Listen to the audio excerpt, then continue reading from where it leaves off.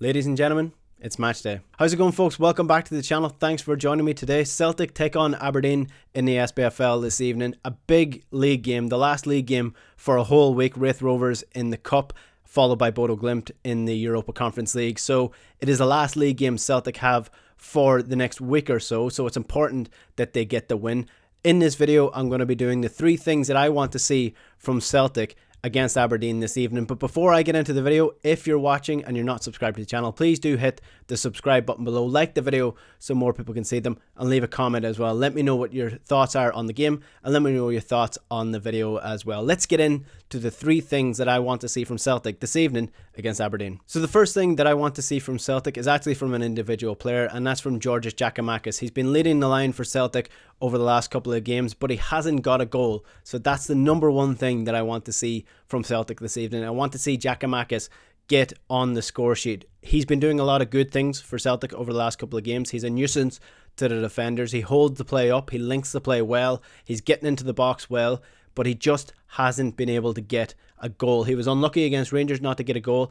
And in the last couple of games, across his average for Celtic so far, he's had an XG of 0.52 per 90 minutes. That's quite low. We want to get that up. Against Rangers, he actually had an XG of 1, so he actually should have scored. Unlucky not to score. McGregor pulled off a couple of good saves. Much lower against Motherwell, only about 0.18. But he does do a lot of good things as well. Like I said, there's a video on the Huddle Breakdown Twitter with Boys Analytics. We broke down his performance against Motherwell. He's doing a lot of good things, and a lot of good things well. He is a big man up front. He is what he is. I think he knows what he is. He does a lot of good things, like holding the play up, like winning fouls, like linking the play, being that centre forward up by himself. But you do want your striker to score goals as well. While we are getting goals from the likes of Tom Rogic and Maeda and Jota and Abada, we do want the centre forward to be scoring goals as well. And that's something that Kyogo brings to the team when he's starting. So if you think about the competition for places, if GIAKOUMAKIS wants to keep his place, Kyogo does a lot of good things as well, and he also scores. So while I have been impressed, I really like GIAKOUMAKIS, and I like how much he works for the team, I do want to see him score as well. So I want to see him getting better chances, getting into the box, getting on the end of crosses, and hopefully getting a goal as well against Aberdeen. The second thing that I want to see from Celtic is on the other side of the pitch, and that is a clean sheet. Celtic have kept 13 clean sheets so far this season. 3 games in a row Celtic have kept a clean sheet, and you want to keep that momentum going. Celtic have the best defence in the league so far this season, and for a defence that's supposedly shaky, they've been really solid. Even though the fullbacks are getting forward, even though Starfelt has struggled at times, Celtic have been really good defensively if you look at the core numbers. Celtic have conceded the fewest amount of goals so far in the league, and that is undeniable. If you look at the underlying data, Celtic have conceded about 0.99 XG per 90 minutes, and they've conceded about 0.95 goals per 90 minutes. So they're conceding exactly the amount of goals that you would expect them to. If that XG was higher and Celtic were still conceding 0.95 goals per game, then you'd be worried, because that would mean that, you know, teams are creating loads of chances, loads of good chances, and Joe Hart is outperforming what you would expect them to. But what this means is actually Celtic are conceding exactly, almost exactly the amount of goals that you would expect them to concede given the chances that they've let up. So that is really solid stuff from Celtic defensively, and from Joe Hart as well, who has brought a real solidity to this defence in terms of his organisation.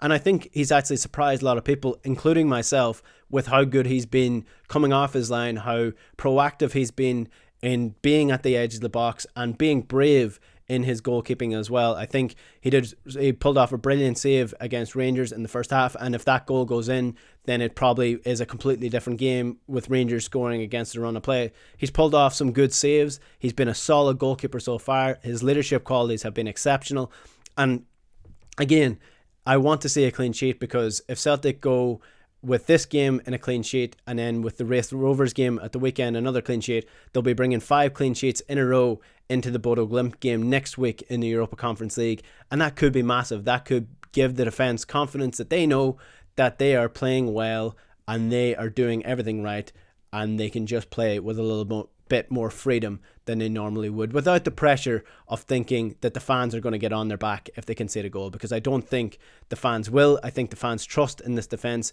not only defensively, but with Juranovic playing at right back, attacking as well, there's a massive threat there as well. So Celtic's defence have been exceptional. If they can keep a clean sheet against Aberdeen this evening, that will be massively confident boosting going in to the Wraith Rovers game and going into the Bodo Glimt game as well next week. The third thing that I want to see from Celtic is in the second half. I want to see a strong second half performance from Celtic. Hopefully get a goal, maybe even get 2 goals if that's not too much to ask. I just want to see Celtic bring the momentum of what they've been doing in the first half into the second half. In the Rangers game, it was a significant drop-off in what Celtic were doing. I think that might have been a game plan. They were already winning the game comfortably. They didn't need to put out full, exhaustive pressing game in the second half. They still controlled it. They still didn't lose much in terms of the chances created by Rangers. So it was a controlled second half performance regardless of whether they scored. Against Motherwell, there was a slight drop off again, but it wasn't as significant as the second half against Rangers. They were still creating loads of chances, and on average across the season, Celtic have actually been creating more in the second half than in the first half of games. In the first half of games, Celtic have had an average XG of 1.08. In the second half of games, they actually have an XG of 1.22. But, and here's the important part, in the first half of games, Celtic are scoring 1.05 goals per 90 minutes in the first half. In the second half, they're scoring 0.92. So while Celtic are creating better quality chances across the season, in the second half of games, they're scoring more goals in the first half. So what you want to do is get that goals up. You're creating loads of chances. Be more clinical. Maybe it's tiredness. Maybe it's the players that are playing on the pitch.